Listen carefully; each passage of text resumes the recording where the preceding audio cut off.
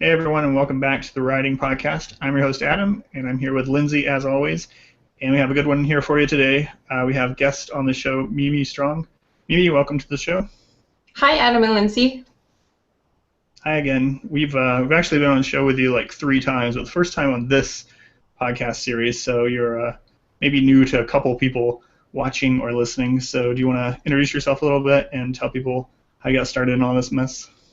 Okay, sure. My main pen name is Mimi Strong. My real name in real life is Tamara, but nobody calls me that because I have like 5 or 6 different pen names that I use. I started self-publishing in 2011, and I guess that's a long time ago. So I've written and published about 2 million words across various different genres. So I kind of jokingly started calling myself a genre hobo, and recently I set up a little publishing advice website at genrehobo.com, and it was really fun. But then I had to change the password for the account and like forget the password because it was threatening to like take away all my time from actually writing, which is a problem for us because we're just self-publishers. We just get so into writing and publishing that it's hard sometimes to just be a writer. Anyways, that's my intro. And so we were talking before the show about how many pen names you have, how much different things you're writing, and I asked you if you ever sleep. But how do you really cram in all that writing time? What does your writing schedule look like, or do you actually have a schedule, or just write whenever? Or Well, we actually, in our house, about a year ago, we came up with this Life 2.0 plan, which is, I mean, most people would just call it being a grown-up, but it involves setting a bedtime and like limits on computer time. So I get up at 7 a.m., I have to be in bed before 12 p.m., and I'm not allowed to be on the computer after 9. So basically, as much as I can get done between 7 a.m. and 9 p.m., and that's it. And that's how you avoid burning yourself out. I found that I would be on the computer at like 1 or 2 a.m., and that would be when I would start like picking fights with people, like my friends and Facebook groups and stuff, because we were like all on the computer at 1 a.m. So as far as getting a lot of production done, my best advice would be to limit your computer time during those hours when you are not at your best, because like nothing good happens after 9 p.m. And if you really start to get writing really great at like 3 or 4 in the morning, maybe the truth is that you're a morning person and you should start getting up at 6 a.m. because it's really awesome to see the sunrise, apparently. yeah, so I'm not too good about the adult stuff yet either. I keep going to bed at 2, just staying up and working and working and working until after 2, and then my daughter gets me up at like 6:30 or 7. So I should heed that advice. So um, The great thing is that well, you have to get everyone in the house to agree on it, and then you kind of like give each other grief. So, for example, my husband has a friend in town from Ireland who's visiting, and he had to tell his friends that he had to come home at 11:30 last night, or else he was going to get in trouble for missing his bedtime. And like everybody laughed and like gave him a hard time about it, but um, we just try to make it fun, like it's a game. Like, aren't we funny? We have a bedtime because we can't control ourselves otherwise. So and you just said like find the fun in it. right, and you said you get as much as you can done between 7 in the morning, 9 at night. Do you just write sporadically throughout the day, or is there a certain way you balance writing and marketing, or Well, at my sort of like my top speed, I write about 800 to 1,000 words in an hour. So if you reverse engineer the number of words that I put out in a year, I'm really only writing for 2, maybe 3 hours a day. Um, and the rest of the time, just it does that time thing where it just slips through my fingers. Um, you'll be working on cover design or staring out the window. Staring out the window is a big one for me.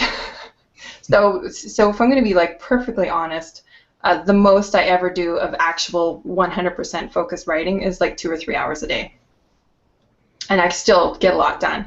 It's just like it's really crucial that those 2 or 3 hours are distraction free. Like I'm not checking email, I'm not on Facebook. It's just writing. awesome. And so kind of going back to the multiple genres, I know we talked to you on the other show. You said you don't really have a publishing schedule. You write whatever you want to write next. Do you have any trouble switching between the genres? How do you get in like the mindset for them, or is it pretty much similar regardless what you write? Oh, see, we probably talked like 6 months ago or so. This just shows you how quickly things change in publishing. That is no longer my philosophy. My new philosophy is actually just total focus on one thing. And so I'm working now on a 10-book series. It's a mystery series. My goal is to write 10 books, and I'm just not going to write anything else until I'm finished those 10 books, because I know that looking back over my experience and everything I've done so far, I know that 10-book chunk in one single series has far greater value to it than a 3-book series and another 3-book series, or any combination of 10 books done in different genres. So right now I'm just totally focused, and I just accepted that for the next 2 years of my life I might be spending all my writing time with the same set of characters. And so the big challenge for me is to go deep into these characters in this setting, as opposed to following my whim. My whim is to like go a little bit more wide. I like to sample.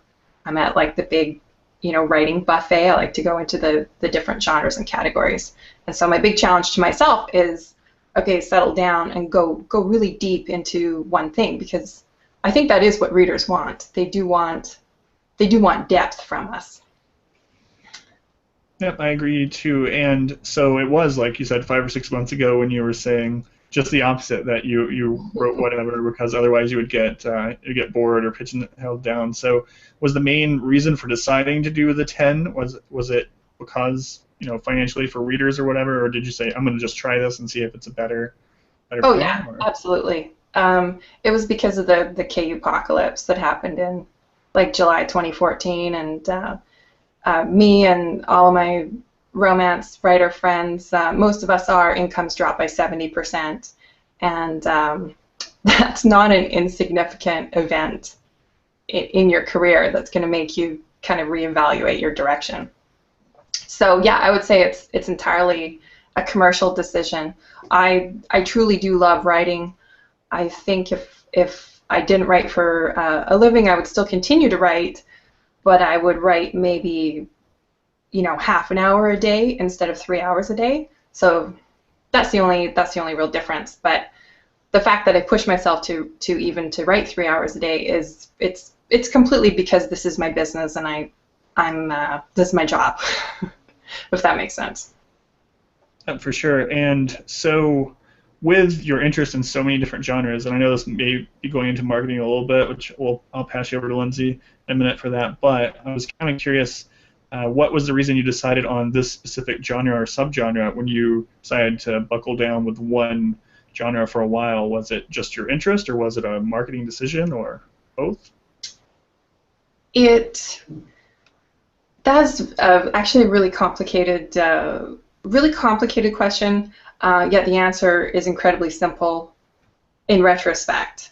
I write in first person, and I like to create a really fun, kind of a sassy first person character. It's a very chick lit style voice, and so most of my work, even though it's been in different genres, you could say they're all very similar in tone. They all have that light comedic kind of chick lit tone, and they're all written with a first person narrator. Now the problem for me personally in writing romance is that people would read one of my books about one of my characters, and they would love that character and that voice.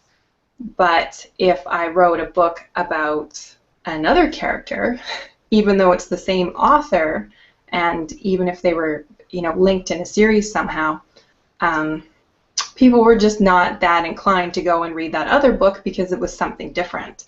And so I needed to find a way to use what I feel is the thing that I'm good at, which is that first-person sassy chick lit character, and find a way to have a longer series which will have more value. Now you can't really do that with romance because people will start like throwing tomatoes at you if you stretch out a romance for 10 books. So I had to just look for another another genre or category that would suit my particular skill set.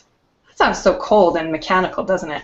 But growing up, I did love reading Nancy Drew books, and I do love all books that have a mystery hook element to them. So I feel like it's a natural fit. I don't feel like I'm, like forcing myself to write something for commercial reasons that my heart isn't into. My mysteries are very cozy. They have quirky side characters. It's set in a small town. I grew up in a small town. A lot of these elements have been in all my stories to date. So it's not really one size fits all advice because everyone's different. Someone who writes in the third person, for example, like my friend Zoe York, she writes romance books that are set in a small town, but she does write in third person. So I think people tend to connect a little bit more with the author of a book when you write in third person as opposed to first person. Anyways, this is something that people don't really talk about. They don't really talk about this in like writing workshops and like career advice because it just, I don't know, I guess people think it's really like crass to talk about the commercial side of things, but what's really terrible is to tell people to just follow their heart and follow their whim and write what they love and that it's all going to work out fine. That's not very good advice. Anyways, that's my long story. That's the whole thing. Right, so it boils down to sort of both. You like the genre, you like the character, and that character could fit in that genre, but also having a long series like that, you're expecting to hook readers for the whole ride, right? So. Yeah, very much. Yeah, because otherwise you feel like you're not really building anything. You're under this like illusion that you're building something because your number of likes go up on your Facebook page and your number of mailing list subscribers goes up. But then you go and you release a new book and you release book one of a new series and like nobody buys it. That's really heartbreaking. And that's really tough. And I just want to avoid that happening because I live to make my readers happy, and if they're not buying the new thing, obviously it's not what they want. Right, and we've noticed that too. I think we just started our 4th series, and we have 2 finished, 1 almost finished, and it's the same thing. Some of our series were late, but the ones that are completely different worlds, so to say, it's almost like completely building from scratch again. It's really hard. Even though they're the exact same genre, it's hard to get people to try something new if they're hooked on other characters, it seems. So. Yeah, and going back to, I mean, you and your wife are writing in the romance or fantasy genre, so you do get to have world building. But if you're writing like contemporary, like romance, you're not really creating like a unique universe that has, for example, like werewolves that have certain rules or something like that. So I think sometimes the, I'm in some mixed groups, some marketing groups with people who write in other genres, and sometimes the fantasy authors who all write in the same world, they can't understand some of the hardships that I was having getting people to cross over into my other books. They're like, I think that some of them just thought that like I was not writing them good, and they would sort of suggest that maybe I should try writing them good. I mean, that's not bad advice, but people. Anyway, let's not get into slinging mud between the genres. All the genres are wonderful. They're all lovely. All my friends are nice and mostly supportive, except for when they suggest that I should try writing good. What terrible advice, right? Yeah, it is bad. All right, so that leads me into kind of a lot of questions, but that steps on Lindsay's toes of some stuff that she wants to ask you. So I'll let her go first, and if she doesn't bring up some of it, then I'll get back into it when she's done. So Lindsay. Hey, all right. I get to talk now. Hey, stranger, how are you? I'm doing good, and I'll just let you know, as a fantasy person, Yeah. that if I include one side character from the different series in the new series, people will check it out. But I hear you, because I've got like a contemporary romantic sweet mystery thing that sells like 20 copies a month. So. Yeah. And then I have children's stuff that sells even less copies a month. People are like, oh no, we're not going to those worlds. Oh yeah, I have a friend who's she's doing phenomenal in romance, but her early sci-fi cyberpunk series was, up until a few months ago, was down at the 500,000 rank, even though it's a fantastic series. And when people are exposed to it, they do go through and they do buy the series. But zero of her romance fans were picking it up. Yeah, it's tough to realize that people will not just read all your stuff and worship it, no matter what it is. Well, I think it's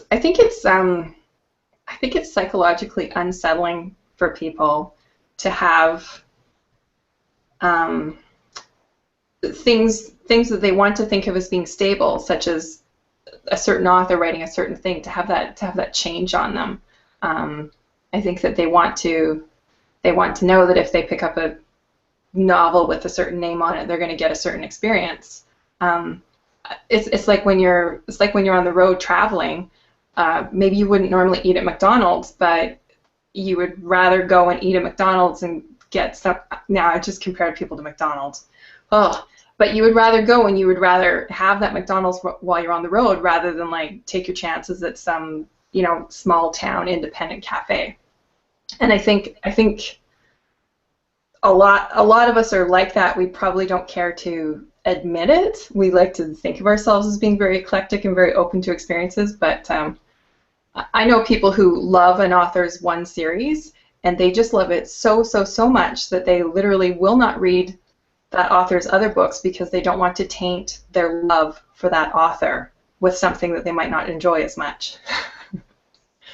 So that is just like, it's just consumer behavior, and some of it is not stuff that you don't really want to believe it, and so you'll find yourself not believing it.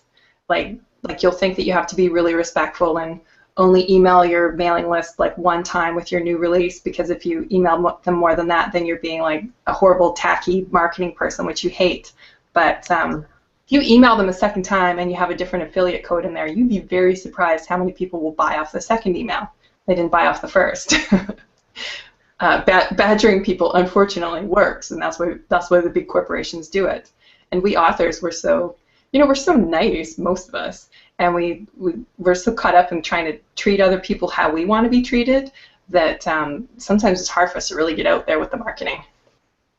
Was that your question? Should I answer like 5 questions you didn't ask? No, I haven't started my questions yet, but we have like 5 hours, so. Okay, well that will lead me into I think we're talking right now about KU Apocalypse and how people won't switch over and stuff, and people may actually get the idea that you don't sell many books, but you've actually been quite successful. So I would love to ask you, maybe start with the pen name, since you kind of brought that up. Why do you do pen names for different projects instead of just putting everything under one name? Well, Mimi Strong writes books that are very focused on sex, and that's because the first title I put out, I kind of wrote it as a parody, like not a mean-spirited parody, but like just like as a total joke. I read a couple erotic romance books that were very popular at the time. I'd never read 50 Shades. I still haven't read it, and I wrote this like silly like billionaire thing, and I was laughing the whole time I was writing it, but I did still try to write a good story with a good character that was fun and enjoyable, and that book just took off. So it's like, there you are, you're a sexy author, you write sexy books. And so when I go and I write a cozy murder mystery, which is about no sex,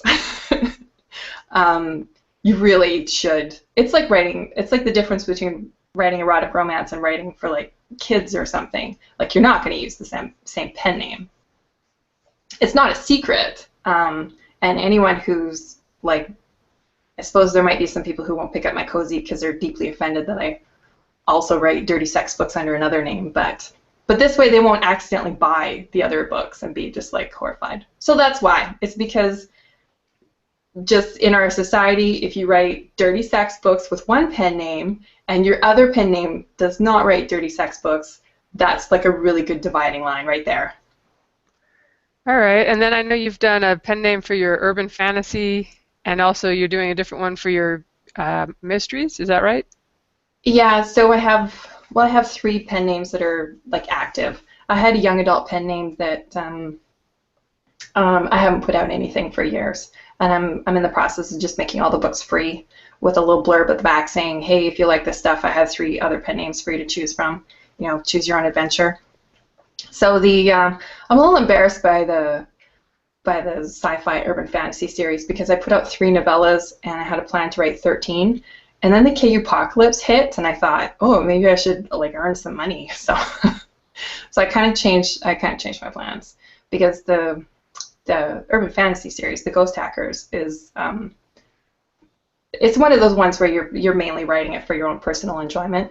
Like the main character, Eli, he's a delivery driver with ADD, and he's kind of, well, let's just say I married a delivery driver with ADD, so it might be a little bit of a project of the heart there. I feel bad. I actually emailed the fans of that series the other day, and I said, I'm so sorry I've been cheating on you. Here's my mystery pen name. Download book 1 for free, and I'm sorry, and I'm going to get back to it. So, I mean, another good reason to do different pen names is so that, like, people don't think, oh, you start a series and you never finish. You're a jerk. And I am kind of a jerk because I started it and there's like all sorts of cool stuff happening in that world, and I haven't finished it, and every single day I feel a little bit guilty about it. But I could kill that pen name off, and I could kill that person, take those books down. I mean, I could stand to lose the $5 in revenue per month that I'm making off it now. That's an option. Well, as somebody with numerous series going and 2 pen names going now, I definitely understand that, it's kind of hard sometimes, like something you love, but if you are 3 books into the series, I mean, what do you think? Like, at what point do you say, these are just not selling as well as some of this other stuff I'm writing, so maybe I should focus on the other stuff? Or do you keep going on the side, or what do you think? Well, I think denial is a really handy psychological coping mechanism. So, like, right now I'm thinking, if I can, like, those books are just short, they're novellas. I envisioned it as the series is basically like a TV season. So it has an arc, and the novels are short, so they're like episodes of a TV show. And I live in Vancouver, Canada, which is where a ton of sci-fi fantasy shows are shot. So I thought, okay, this is great, I'll just write this. And then, like, obviously it's a genius idea, and they'll totally make a TV series, and, like, I live right here, so awesome. So that's, like, my big crazy genius plan. Where was I going with this? Oh, yeah, so the denial factor is that I think, oh, if I work my way through this bigger series, I'm going to be more experienced at building these big plot arcs and pulling off, like, a big storyline. So when I do come back and write this, it'll be even better, because I will have just, like, done all this exercise. So never say never, right? For sure.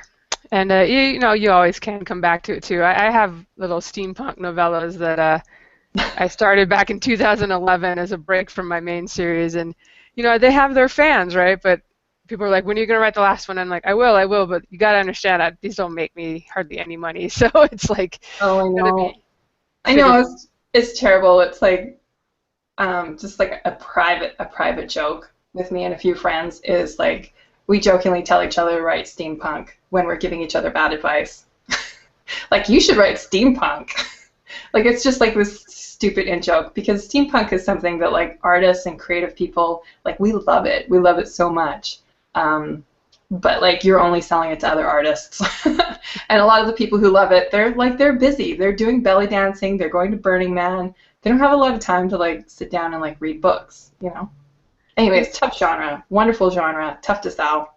Yeah, the secret I found, besides boxing up the first 3 and getting a BookBub ad, is to put dragons in the title and make it look more like epic fantasy, and then you sneak in the airplanes and stuff. So. Oh, absolutely. It's like horror. Like, my urban fantasy series is technically horror, but I'm not going to call it horror.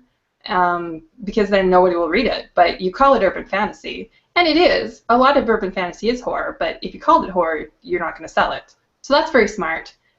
If it fits something else, call it something else. Like, a lot of my romance books, they're really chick lit, but I'm not going to call them chick lit, because when I do a poll of romance readers, they'll say they hate chick lit. I'm like, how are you my fan if you hate chick lit? Like, it's like saying you hate chocolate while you're eating chocolate cake. It's weird. But they don't know they're reading chick lit, I guess. All right, well, one more question on the series before I jump to, I want to talk to you about bundles since you've done so many of them. Okay. But I was wondering if you were giving advice to a new writer, would you say like stick with one series and publish X number of books before trying something else? Or do you think there's merit in trying a couple different series out and seeing which one has the most potential, which is getting the best reviews and most buys? I usually tell people to commit to doing at least three books in something.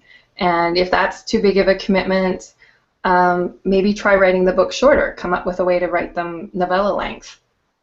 But after 3 books, you will know. And a lot of people expect to have the answer at book 1 or at book 2. And that's too soon. I mean, if you feel strongly that you want to switch and you've made a terrible mistake, then go for it. But quitting at 2 books means you're quitting before you know for sure whether it was a good idea or not. It's too soon. So yeah, I say like plan on 10. Try to envision in your head how you could spin something into a 10-book series, and then try hard to get to 5. If you can get to 5, you're going to know whether or not it's going to be worth continuing. But so you hope. I have seen people that do like 10, and I'm like, dude, they're not selling. They're not going to start selling on the 11th book. Sorry. Oh yes, like if there's a okay, here's the thing. If you've gotten your series to like 3 or 5 books and it's not working, you can then go to other people and you can say like, hey, can you tell me like what I'm doing wrong, what I might be able to do to improve besides, you know, writing the books good. And the great thing about having a 3-book series is the competition is much thinner. Like a lot of people can put up 1 book. Or maybe 2 books, but when it comes to people who have 3 or more books in their series, you start to have a lot less competition. People drop out of the race, and anytime the going gets tough and you feel like quitting, you should keep going because other people who maybe don't have the courage. I don't want to be mean, but imagine that other people are dropping off. Like every time you hit a hard point, if you push through, you can know that not everyone is going to push through that.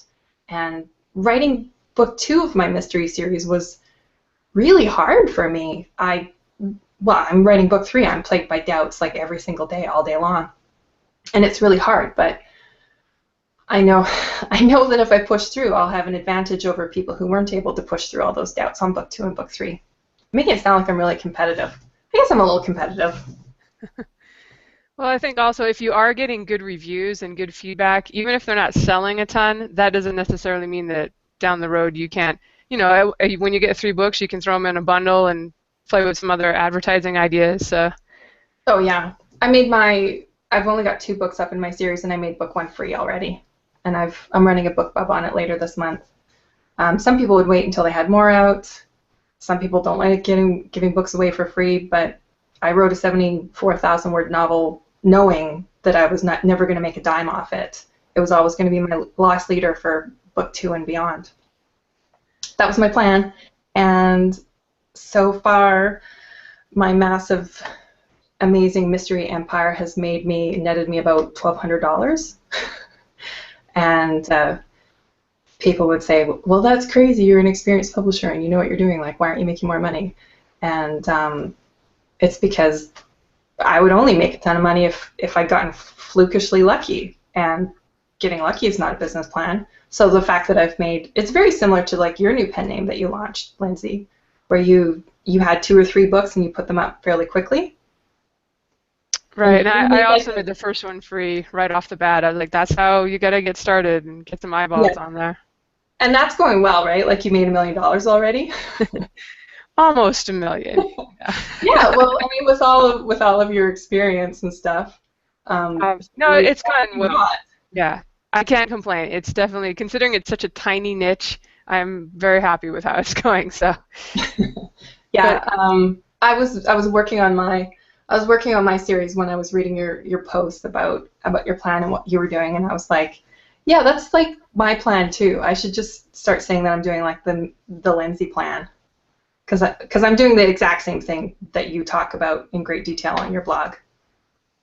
And I think I was actually helped by the fact that it's such a small niche. I would say with Cozy Mysteries, it's like you have so much potential upside to sell so many once it does get the momentum rolling. But probably like with romances, contemporary romances, it's hard to be seen early on when there's so many books out there. Yeah, well, I think people are with romance. They're pretty quick to pick up a new author, but what does that tell you? It's like the boy who tells you that he loves you on the first date. That boy just loves everybody. All right. Well, for all right. Now that we've talked about your past loves. Yeah. Man, just like guys named Doug, the worst. How are you doing with you've done a number of bundles, and I think the LOL romantic comedies are some of the most recent ones that sold pretty well. Is that any tips for people who are thinking of putting together a multi-author bundle? Well, get a good crew together, of course. The bundles are only selling well because of the fantasticness of all the authors who are in the bundle. And we weren't super snobby about it. We actually have some authors in the bundle who have hardly sold anything. There are 2 authors who don't even have other books up right now, which makes it an eclectic, fun bunch to cross market with.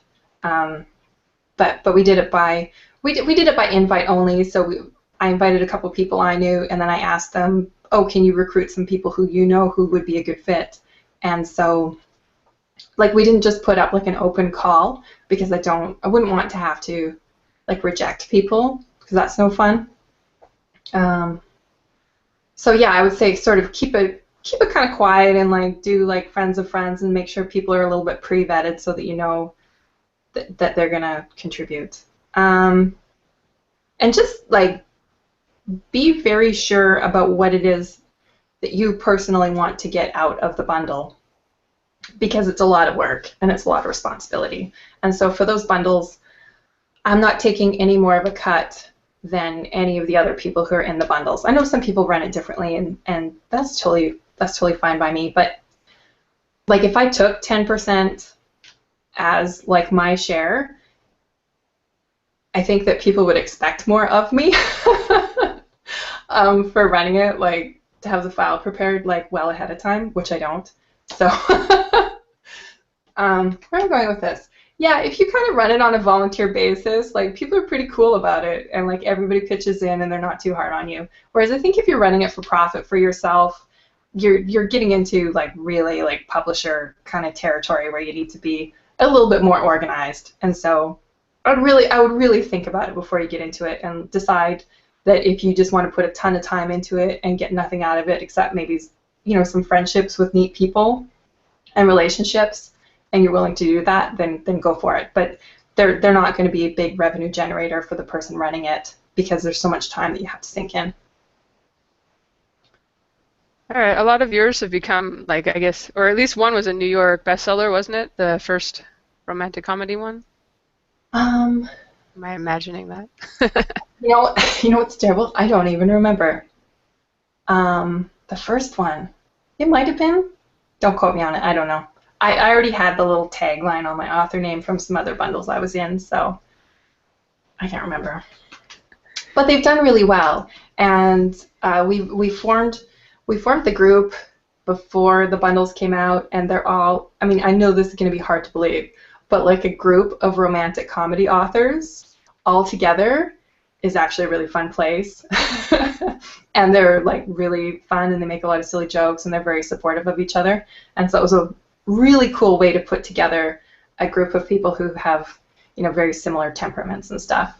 And I have to be careful not to like go in and like socialize too much in that group because we're like photoshopping like chicken harnesses onto like half-naked men and stuff. That's just a little bit of the behind-the-scenes stuff that goes on. This does not put dollars in my bank, but it does put a smile on my face. Sounds like it's keeping things classy there. Oh yeah, it's all behind the scenes. Yeah. super Are glad. you finding that with the bundles, are you getting a lot of sell-through for the authors into the later books in the series? No. No. Like, wait, I have like affiliate links in there so I can track it. And oh yeah, you're always selling some. And if you're an author who's like, if your books are, you know, ranked at the 500,000 mark, and you start selling enough that your books are at the 60,000 mark, that is like a really big deal. But it's not making or breaking anyone's career in the way that a breakout solo novel by that author would. Yeah. I've had the same experience with, you know, I've been in a couple of good bundles, and they've definitely led to some sales. Mm-hmm. But I think now some of them are so big, too. I'm in one that's like 14 authors, and my book's towards the back. And I have seen sales of that book, too, more than usual. But I compare it to when I've boxed up my own first 3 books in a series and done a BookBub ad or something, and it's just not even comparable. So now I'm like, you know, I'm not sure I'm going to do any more bundles. I'm just going to make sure I have at least 3 or 4 books in all my series and focus on doing sales on my own box sets. So Yeah. I don't know, maybe the fad is changing or run its course or something.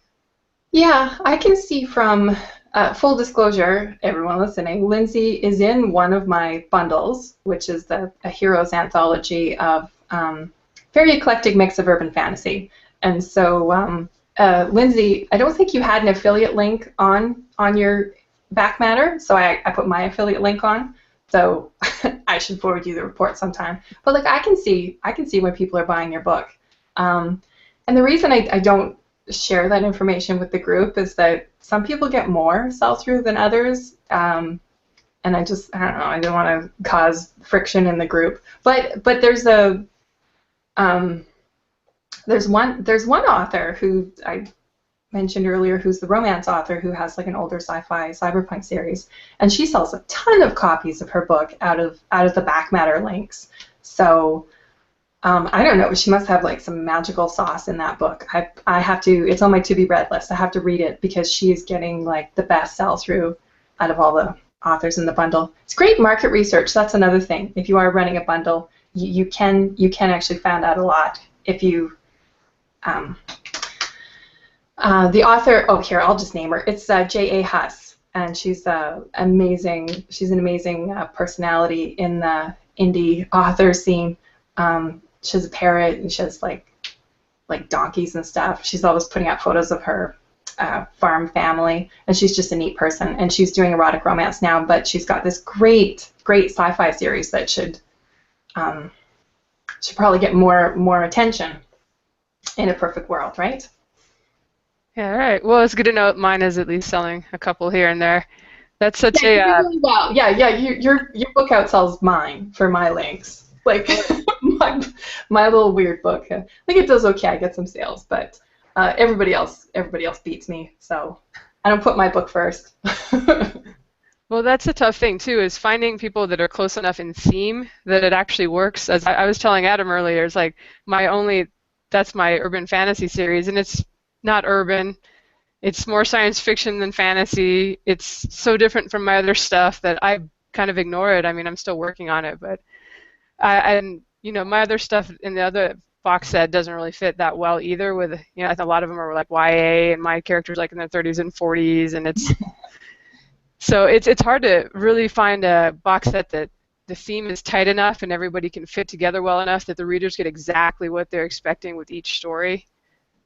But I mean, what's the harm if they read the first couple pages, the first chapter, or what I've done in the Heroes bundle is there's a little interstitial page before each story where I have a full blurb about the story, and then each of the authors contributed some reader review quotes, so that people kind of have an idea about what they're going to before they even start reading the first pages.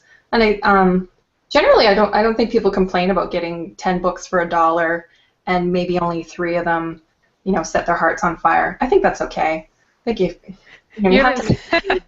You haven't seen the reviews for my other epic fantasy set. Everybody's so bitter. These are all book ones. You have to go on and buy more books. Like, dude, they were 99 cents. What are you complaining about? You still got 10, 14 novels. Yeah, no, some people mistake. Well, when you're happy about something, you have very little to say. When you're unhappy about something, you have a lot to say, and sometimes you take to the internet. So, it's tough just because, just, I don't know, I see it happening in, we're getting big picture here, but I see it happening sometimes on like TV shows where they'll do little fan service things, and it makes me mad. It makes me mad even because I'm a fan of the show. I'm not a fan of the show who goes onto the internet and demands what I want to see happen. I trust the I trust the vision of the artist who's creating the thing, and I want them to just keep on creating the thing. I don't want them to read all the angry reviews on the internet from the people who didn't love it and to change their work for those people. Because the truth is, for all the people who don't like a work and who are complaining about it, there are probably a ton of people who love it, and there's absolutely nothing to say about it. I'll watch a movie or a TV series and I think it's great, and that's all I have to say is like, that's great. I'm not going to start a blog like ripping every episode apart like someone who doesn't love it. So, anyways, don't read those reviews. Just don't. Just don't. No. It's good, and it doesn't mean that you don't care. It means that you do care, and that you care about the people who like it, not the people who are trying to like, whatever. They're No, that's good. And I don't mean to say either that I don't appreciate being in the bundles. I mean, they've definitely helped me with sales. I think just going forward, I would say I would get more out of it from boxing up my own stuff. And not to say I'll never do another bundle, but because I have gotten sales for them for sure. And like you were saying, if you're not selling very, very many at all a month, it can be a huge deal just to go to like, hey, dude, I'm selling 10 or 20 books in this series that I wasn't before. You can definitely double your sales by being in a bundle that another author who does high volume will say has virtually no effect.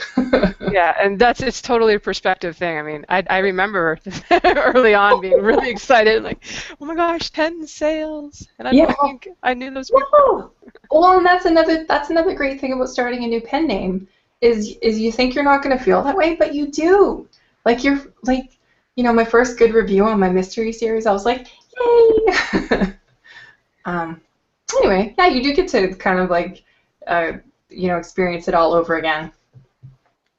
All right, one thing I would love to ask you about, because I think, do you do all your own covers? Are you the graphic design specialist?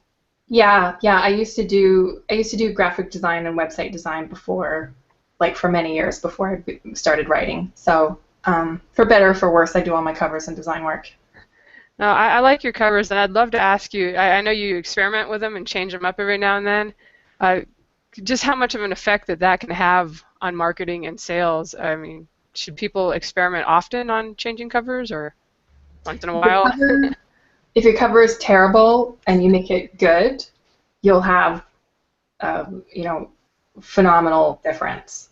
But if your cover is pretty good and you change it out for another one that's also pretty good, it's not going to really do very much. Unfortunately, we're a little weird and personal about our covers and things, and so you might not know that it's good. You have to definitely, if you think your cover, if there's something wrong with your cover and you can afford to change it, go for it. Or ask someone whose opinion you trust. Like, maybe don't ask on like a public message board, because a lot of those people are just trying to be nice, and they might not give you their honest feedback that they would give you in private, but they don't want to destroy you in front of other people. Does that make sense? Yeah, and I think as authors, I mean, for those of us that don't have that design background too, it can be I can't tell you how many people email me like, my covers and blurbs are great, and I still can't sell books. Here's my link, and I look at the cover and I'm like, I don't know what genre that is. I have no idea. And I hate to throw stones because I need to redo so many of my own covers, and it's just so much work to even to find artists you love and be like, oh, do you want to do 8 books for me? Because that won't be cheap. But some people suffer from just too much creativity. And there is such a thing as having too much creativity. So, for example, like my mystery series it's not like Stephanie Plum. yeah, it's a little bit more cozy. It's a little bit less, I don't know, gritty. Not gritty. Not that Stephanie's gritty, but anyway, if my series were more like Stephanie Plum, I would make my covers look more like hers. So, for example, the other day, I saw someone who was looking for feedback on something, and they said my series is kind of like the Dresden Files. And I just thought, okay, well, you should maybe make it look like the Dresden Files, like have like a shadowy guy with a hat on it, like on the cover, and not anything else. like you're making it hard for readers. Like they don't know. They would love to read a book that's like Dresden Files.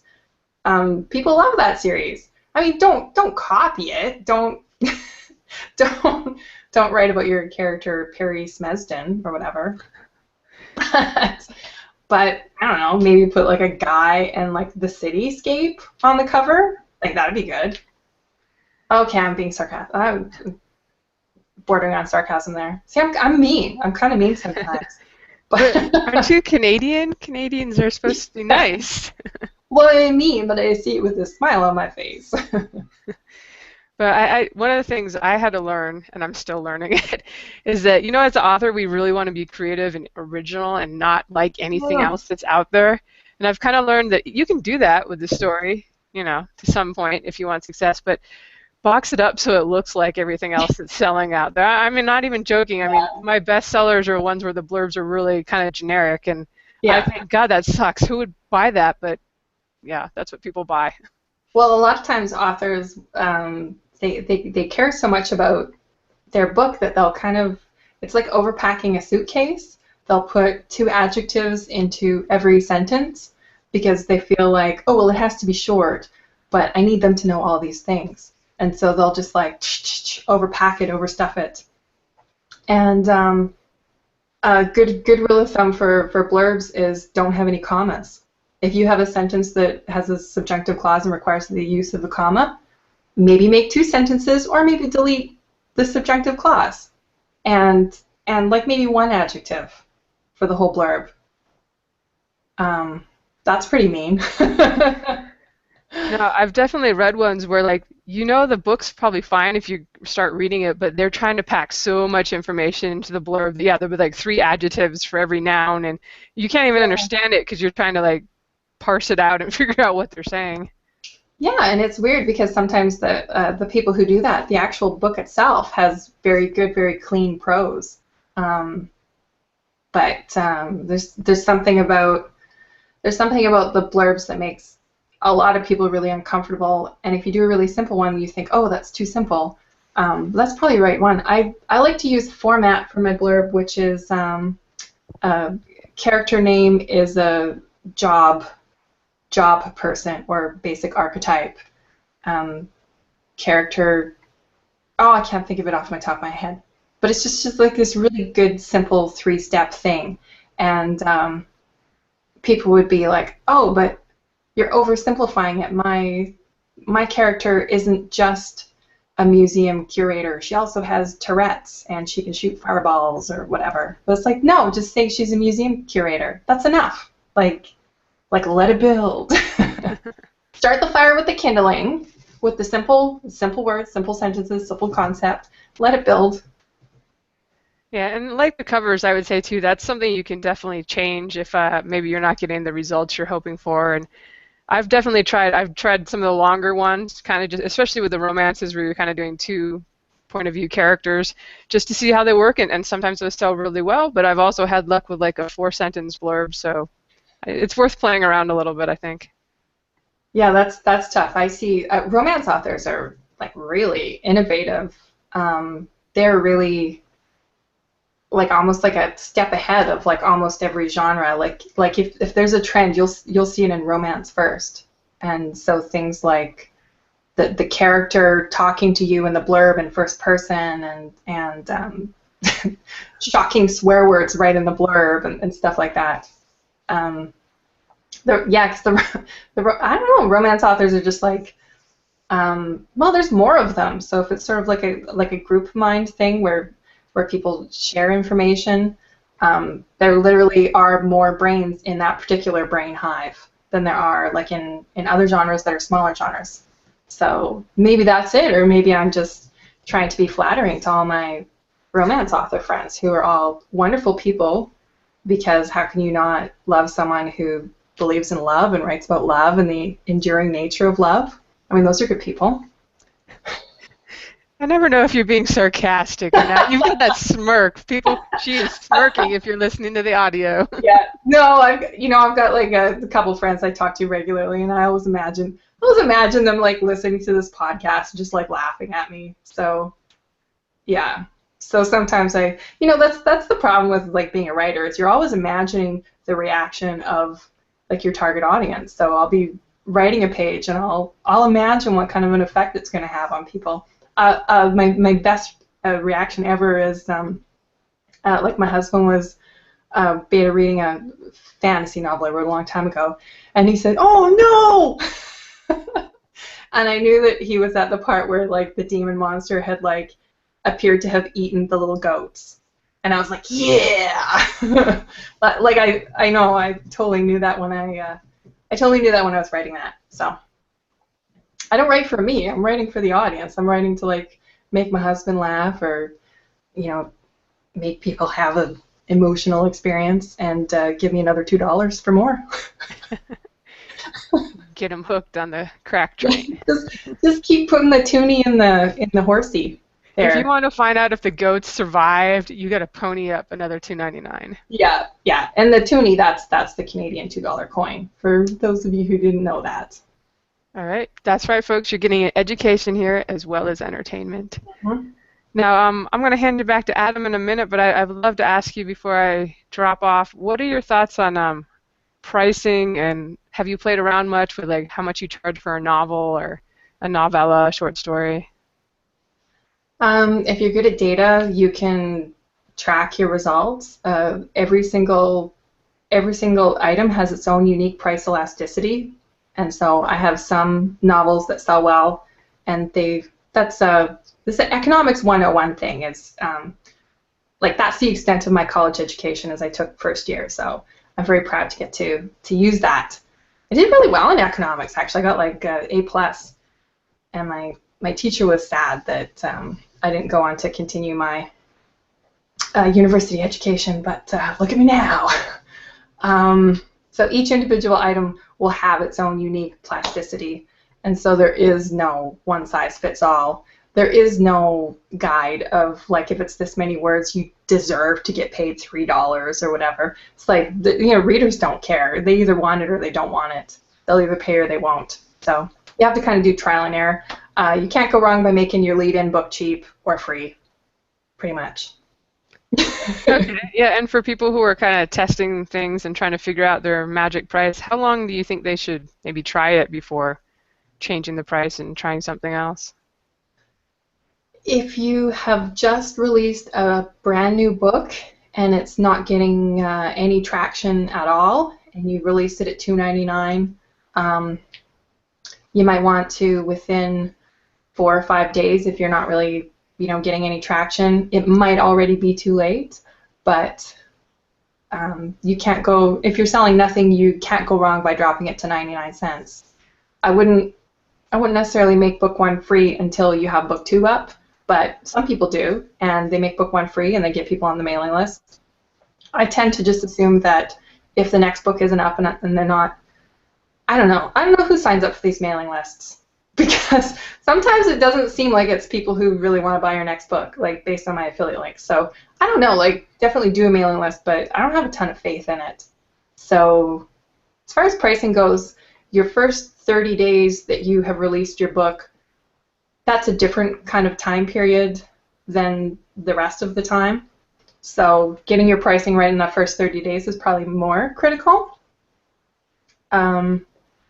But things are always changing, and even the time of the month that you release can make a big difference. Like I notice books in Kindle Unlimited really rise in rank and have more visibility right at the beginning of the month, and then they kind of taper off toward the end of the month. So like if you're releasing a book that's not in KU, you might want to release it toward the end of the month.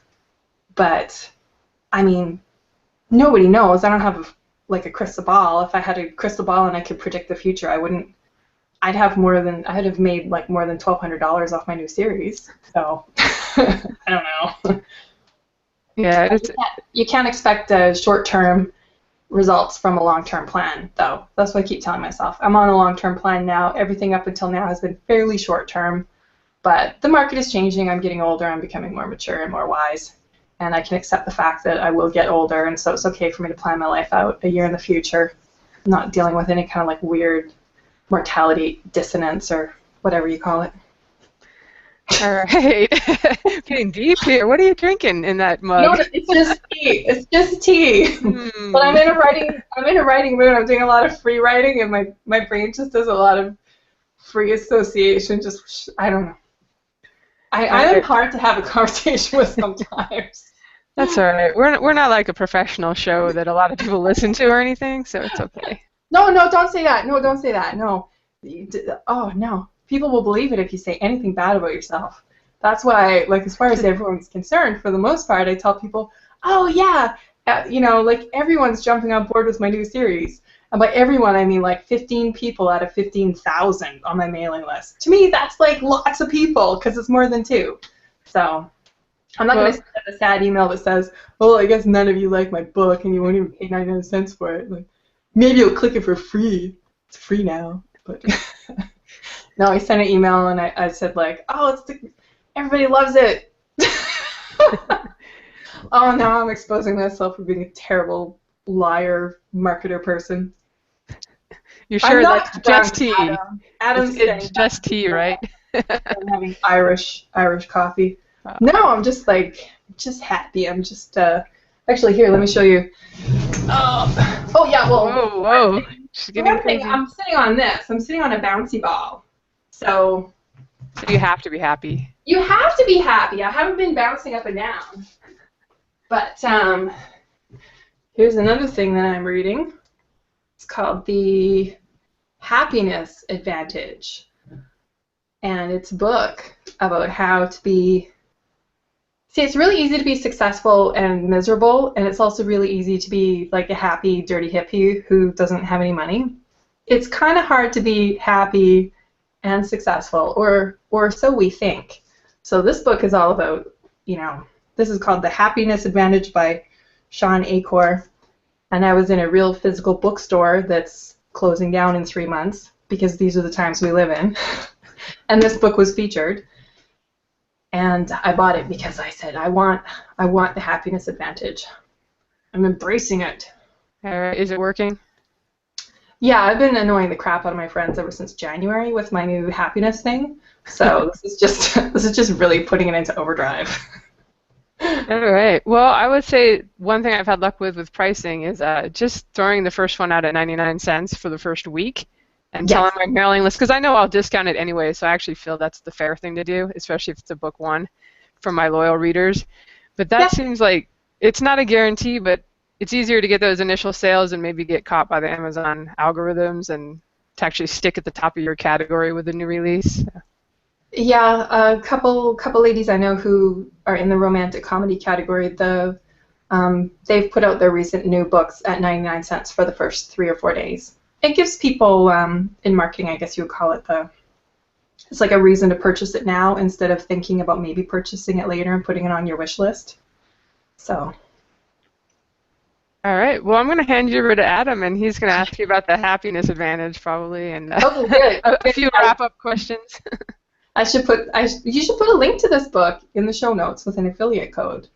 It's a great book. It's really dry. It doesn't have any pictures. It doesn't have any funny stories like a For Dummies books, but it's got good stuff in it. Like there's this one thing, I forget what it's called, but they said that it's like a ratio of negative to positive, and it said if you get a negative thing, you need like 2.9 positive things to kind of off-balance it. And I think you guys can relate to that, like with like a bad review that's kind of critical.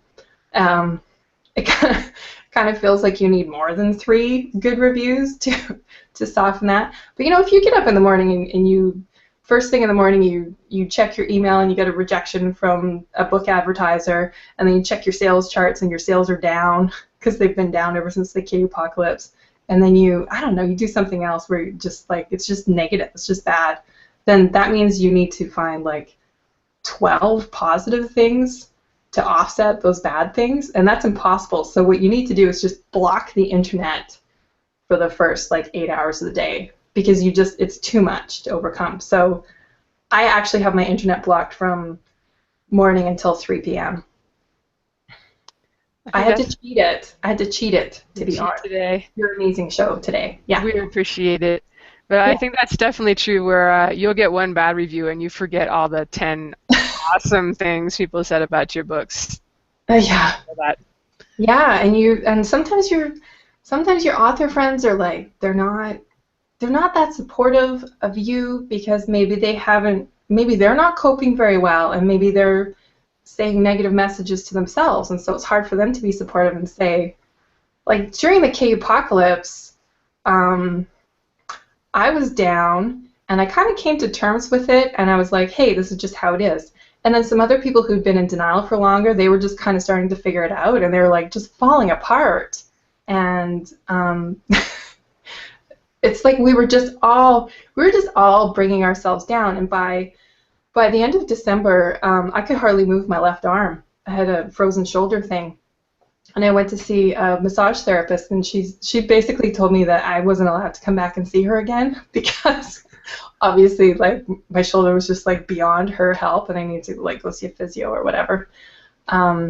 So that I went on to the Dr. YouTube for like shoulder rehab exercises, and my shoulder's feeling a lot better now. But I totally blame, like, physical stuff starts to happen to you when you have emotional stuff going on in your life. So Jeff Bezos and Amazon, man, they owe me for like all that physio that I need on my arm that I got from the stress and strain of the KU-pocalypse.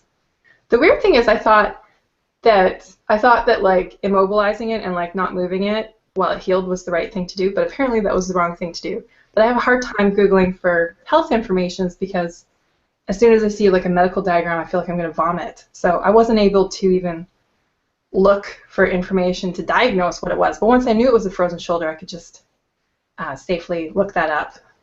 And this is very relevant because I'm sure many writers will get or have had frozen shoulder or wrist tendonitis or whatever. You have to keep your body in shape though. You can only drive it like you stole it for so long, and there's going to be a bill to pay, and it happens at 40. All right. Well, that's some good advice to maybe get out and get some sunshine, do some walking, some exercise. And, you know, maybe you have too many author friends, like successful author friends. If you have friends that are like working their asses off at a really hard job, and then you think, wow, I have the freedom to work from home. I don't know. That's how I try to just be like, wow, it's pretty awesome. Even if I'm making less this month, I don't know. Oh, yeah. Reframing it. I mean, if you feel like writing is a calling, then the fact that we're able to self-publish our work and like nobody's holding us back. You know, it's a privilege to get to upload our books. I still feel like I'm kind of getting away with stuff when I upload a new book. All right. Well, Adam said I can't say asses, so I'm gonna pass it over to you over to him to keep it clean. Okay. I never said anything like that, but I knew you were thinking it. I saw your eyes. No, I was reading. I was saying that you have to be careful looking at stuff like with your shoulder online too, because if you go to like WebMD, everything from a sneeze to a stub toe, it equals cancer or whatever. So. Oh yeah. Well, I got the injury like playing with a cat toy, and the pathetic thing is that I was playing with the cat toy while I was on the computer, so I wasn't even getting 100% of my focus to my sweet little cat. I was just sort of like absentmindedly tossing the toy around behind my back. So I think there's kind of like you know, the author of my life is kind of sending me like a message thematically, you know, like maybe you should focus on like what you're doing and look after yourself. Right, so I think we're right around the hour mark, but I do have some questions over here to ask you really quick before we head off. If you have time, do you have time to answer a few? Yeah, totally. We'll do speed round. I'll try not to ramble. Okay. So the first one is earlier you said that when you're starting a new pen name or if you're just starting out, instead of writing the first book in multiple series to see if they take off, to stick with one and try to come up with a series that you could have ideas for at least 10 books. Do you have any advice on how to, this is more on the writing side than marketing, but how do you plan that? How do you plan for 10 books with one idea? Well, it depends on your genre. What you can do is just go into your genre and look at someone else who has that many or more books in a series and kind of have a look at how they structure it. So what's nice about some genres like adventure or like mystery or thriller is that they're very episodic, and so there's almost no limit to it. Whereas I think with epic fantasy, it's kind of more like one really, really big book spread out over a few. I'm generalizing here, but you would have a look at what other people who have 10 or more books have done and learn from them. Right, and that kind of goes into this question that we have also. So you're planning 10 books. You've already mentioned the genre. Are you planning them as kind of, I guess, as a kind of traditional mystery also? They're sort of standalone, same character, same world, but they can start anywhere in the series. Are you planning it like that, or are they really one after the other? They are, well, we're operating, we indie authors are operating under like a whole new sort of paradigm, which is that we can put our books out 3 months apart. So my books are episodic, and there is a arc running across them, but there's not as much pressure on the books to have a lot of review material at the beginning of what happened in the previous book, because as I go and as I pick up speed, chances are 99% of my eventual total number of readers are going to be able to read the series straight through, like binge style, like how people watch on Netflix. Back to the other thing, though, about figuring out how to structure it for 10 books. A lot of people's first books are what you would call coming of age. And a coming of age novel is something that is not very suited to having a 10-book series of, because they're kind of like these small introspective novels, and you can't really have that thing happen twice. So I would say if you can't figure out what genre your book fits into and you can't figure out how to turn it into 10 books, maybe it is one of these like quiet little coming of age, more literary books, and that's fine. You write it if you feel that it's in you and it's something that you want to write.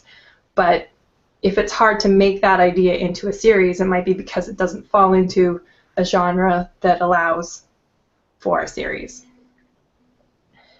All right, that makes sense. And so still on the same topic of you're planning to release those 10 books. I know you already have 2 out, you said, right? Yeah. So what's kind of your release and marketing plan behind the 10 books? Are you doing, like you just mentioned, 3 months? Are you just putting out as fast as you can the 10, or what's the release strategy on them? I'll put them out as soon as I have them written, and I'll write them as quickly as I can write them while still staying sane somewhat, and getting them up to the level of quality that I can do. So there is no magic. There's no. Some people will say, oh, if you release something every 2 months or whatever, there's magical algorithms, and maybe there are, but if I can't write a book and get it out in 2 months, it doesn't really mean anything. I've considered, I mean, the big question of the day is whether or not you're going to use pre-orders, and whether or not pre-orders are going to suck away any potential algorithm boost and whatnot that you might get on release day. And I think the jury's out on that. I see some high-level, high-volume authors using them, and some aren't. Some people have had a whoopsie and lost their pre-order privilege, and those people are saying that that's fine and that pre-orders are dumb anyways. So there might be a little bit of a sour grapes thing happening there. So I don't have the answer for that. It takes a very wise person to admit when she doesn't know something. There are a lot of things I don't know. I must be very wise. I think Adam froze up. He just sent me a Facebook message about Google crashing. So, Oh no, I'm just gonna have to reboot. have you gotten to experiment much with the pre-orders? I've heard like it's good on Apple and Amazon or Apple and Smashwords and the other sites because the sales all count on the first day.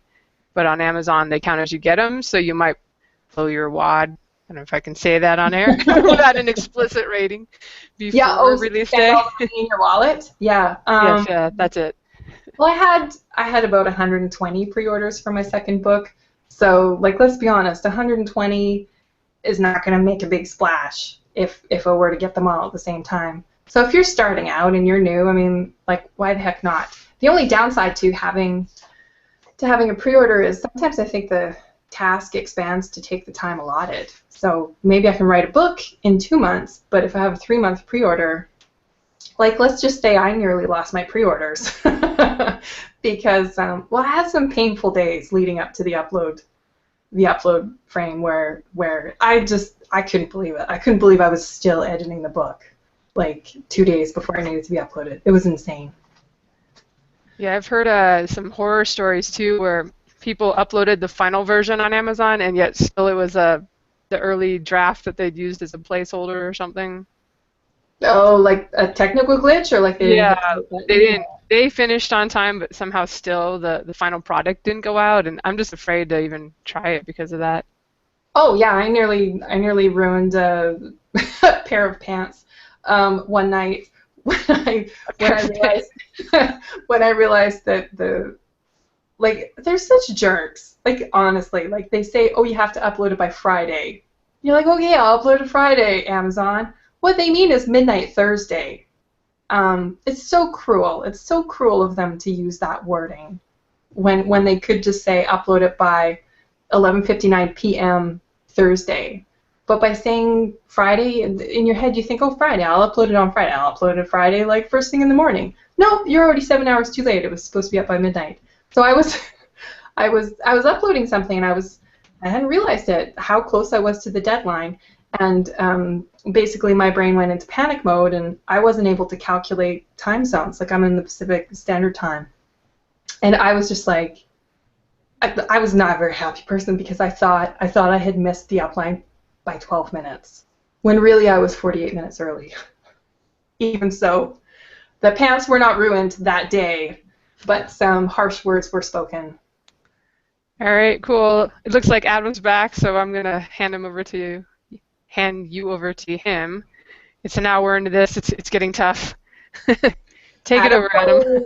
All right. Yeah, I just have one last question. I don't know. Google Hangouts just kicked me over out. It said that it had ended, so apparently not. So I rejoined. But anyway, the last question I had over here is, other than box sets, how have you been working with other authors, and how important has that been? What I found is that other people can't sell your books for you, but other people can be a source of so much wisdom. So I was having a little fit the other day, and a friend of mine just calmly just told me to settle down now, and that's, and I'm sounding all touchy-feely here, but that really is what you can get from your fellow authors, because only we understand the craziness. Like, other people, like muggles or whatever you want to call them, like, they don't. Like, they're just like, oh, that's nice for you. That's really boring. It's like the least. Like, guess how much I get to talk about publishing outside of my author friends? Like, none of the time. All my friends basically, like, fake seizures if I even, like, mention something. They're all just like, ah, and they pretend to die. Like, nobody wants to hear about it. So it's a tough business, but cross-marketing, actually I do have one tip. I do have a little sort of like a marketing co-op group that I run with some romance authors, and we all send out an email once a month with everybody in the group's new releases. It doesn't get a huge number of sales, but, you know, mails per book off of my email, and there are 6 or 7 people in there, so it starts to add up. I like to enter into these things kind of thinking about, like, what am I bringing to it, like, what can I offer other people, as opposed to thinking, like it has to be like 50-50, like I give you this and I get back this, you know? Like you're always going to be, if you're in a situation where you're kind of like, you're kind of giving a little bit more than you're taking, then that's a good thing. So don't be afraid to put yourself out there. Don't be afraid to help someone and not know that you're going to get something back from it, because you never know, like down the road, like that person might have a ton of wisdom for you, or especially in indie publishing, like that person could like shoot right past you to superstardom and become like the huge, you know, Amazon's golden child spokesperson. And it would be really handy to still have a friendship with that person, because they could give you secret advice. Basically, make a lot of author friends just in case someone blows up, so you can ride their coattails. No, make other author friends so that you have some friends. Does that make sense? Yeah. Make author friends so that you have more friends, because life is good and more fun if you have more friends. And you will gain from the wisdom of the hive mind. Sometimes you'll get so much out of your friendships that you'll actually feel a little bit guilty about it. But that's okay. All right, well, that's good advice, and we're definitely past the hour. I know we started late, but we're still past, but that's okay. I'll edit out all those YouTube exclusives of Google dropping and your ball chair making loud noise like you were trying to destroy our ears or something. But what? My chair? When you moved your chair, I don't know what it was. I thought you were like getting out a box to show us or something. It was like sounded like someone was dragging something. But oh, that's weird. That's weird. I might have scraped my keyboard or something. Maybe. Anyway, but like, look how magic I am. On the video feed, I'm sliding from one side of the screen to another like a wizard. I am sitting on an exercise ball though, and my setup is a sit-stand monitor, so I can pop it up in a second to be standing desk, which is very healthy. Right, but can you do the exercise ball on a treadmill desk? No, I think that's like a Russell Blake thing. He's a indie thriller author. I think it requires some tequila as well. All right, so we will wrap things up. Did you have anything that you were wanting to say or talk about that we didn't get to, either Lindsay or Mimi? I think people should buy all of my books, because all of my secrets are inside of my books. That's right. Sign up to all your mailing lists as well, right? Yeah, and then buy everything I email you about. Right. There's That's wisdom good in it. advice. Yeah. Especially the cozy mysteries that are selling. Oh yeah, it's super hot. Like rock stars. Yeah, that's super hot. Like the all the trendsetters, they're all over that stuff. So, like a scene where the person just talks to their cat. Sign me up. So make lots of friends and then be the coolest friend by recommending your stuff to them. So, all right, that's all I had though. Where can people find you and what you're currently working on? If you want writing and publishing advice, you can go to genrehobo.com. My author hub would be at mimistrong.com. And thanks for listening, and thanks for having me on. No problem. It's always fun having you on. I mean, this is the first time on this show, but we've taught you the other podcast a couple times. On this show, yeah. All right, that's it for us this week. We'll be back same time next week. And I did want to mention again, for anyone that's watching off of iTunes, we are on iTunes now, so you can watch on there, or listen on there rather. And if you haven't already, even if you don't use iTunes, think about following the link on our website, leaving us a review. We actually got our first iTunes review, which was exciting. I forgot to tell you, Lindsay, I don't know if you knew. That was 5 stars, and they said, excellent production quality, so I don't think we have any. Did we pay that person? Was that one of the Fiverr ones that we paid for? Thanks, Mom. Yeah, I don't know who it was. I don't remember the name. Some guy that left the review, and I was thinking, we have like no production elements on the show. We don't do anything. We record and upload it. But I'm thankful all the same, and I'm glad it was a 5. So if you enjoy the show or find it helpful, head on there. We appreciate it. It could be one of those reviews where you say something positive about someone, hoping that they will increase, they will achieve it. Yeah, or they can have their own podcast that they want us to click their name and go to. So I got a review the other day. I normally don't read my reviews, but I saw one. It didn't have great stars on it, and it started off saying that the editing was good and all the words were spelled right, and I was like, oh no, here it comes. like like if that's your lead-in, like here comes the double punch to the beehole, like next up. Anyway, I'm sure your iTunes review did not contain a double punch to the beehole. No, it was very good. I'm thankful we got one because we've been on there now, all this year, and that's our first review of 5 stars. So I haven't saw any comments from the person or received an email or anything like that. But whoever you are, thanks for leaving the review. We appreciate it for sure. But anyway, I hope that his name wasn't Doug because that would be bad. All right, I forgot that you said that earlier. So comedy callback. So. All right. So again, though, everyone, thanks for watching or listening, depending on where you're at online, and we'll see you again next week. Bye-bye, guys. Bye.